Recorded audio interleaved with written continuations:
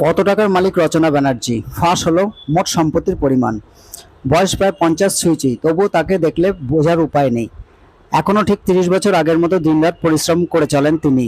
রচনা ব্যানার্জি থেমে থাকতে জানেন না। টলিউড ছেড়ে বিগত 10 বছর ধরে দিদি নাম্বার ওয়ানের সঞ্চালনা করছেন, সেই সঙ্গে ব্যবসাও সামলাচ্ছেন সমান তালে। এখন আবার রাজনীতির আঙ্গিনায় রচনা ব্যানার্জি। এহেন অভিনেত্রীর মোট সম্পত্তির পরিমাণ কত? আসন্ন 2024 সালের লোকসভা নির্বাচনে তৃণমূলের হয়ে হুগলি লোকসভা কেন্দ্র থেকে প্রার্থী হিসেবে দাঁড়ালেন রচনা ব্যানার্জি। একসময় বলিউড, তেলেগু, তামিল, কন্নড়, উড়িয়া ইন্ডাস্ট্রিতে তিনি দাপটের সঙ্গে কাজ করেছেন। চাইলে বাকি জীবনটা আর কাজ না করলেও পারতেন, কিন্তু নায়িকা হয়ে টিভির পর্দায় রিয়েলিটি শো সঞ্চালনার দায়িত্ব নিয়েছেন। তার জন্য অবশ্য পারিশ্রমিক সিনেমার নায়িকাদের তুলনায় কিছু কম পান না। 2012 সাল থেকে দিদি নাম্বার ওয়ানের সঞ্চালিকা হয়ে টিভির পর্দায় ধরা দিয়েছেন রচনা। এর জন্য বছরে তাকে কয়েক কোটি টাকা পারিশ্রমিক দেওয়া হয়। প্রত্যেক এপিসোড পিছু তার পারিশ্রমিক এখন 1 থেকে 2 লক্ষ টাকার কাছাকাছি। বর্তমানে টিভি সিরিয়ালের সবথেকে দামি সঞ্চালিকা তিনি।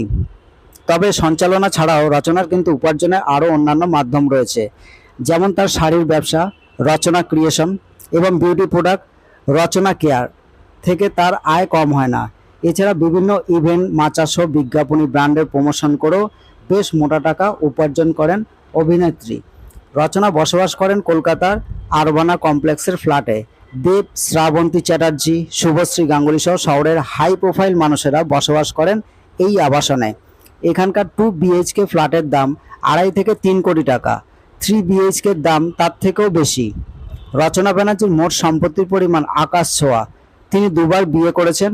প্রথম স্বামী সিদ্ধান্ত মহাপাত্রের সঙ্গে বিয়ের 1 বছর পর ডিভোর্স হয়ে যায়। পরে তিনি কলকাতায় এসে প্রবাল বসুকে বিয়ে করেন, কিন্তু এখানেও দাম্পত্য সুখের হয়নি। এক ছেলেকে নিয়ে আলাদাভাবে থাকেন রচনা। তবে ছেলের দায়িত্ব দুজনে সমানভাবে নিয়েছেন, যাতে ছেলে বাবা কিংবা মায়ের অভাব বুঝতে না পারে। বর্তমানে রচনা ব্যানার্জির মোট সম্পত্তির পরিমাণ $10 মিলিয়ন, অর্থাৎ প্রায় 82 কোটি টাকা।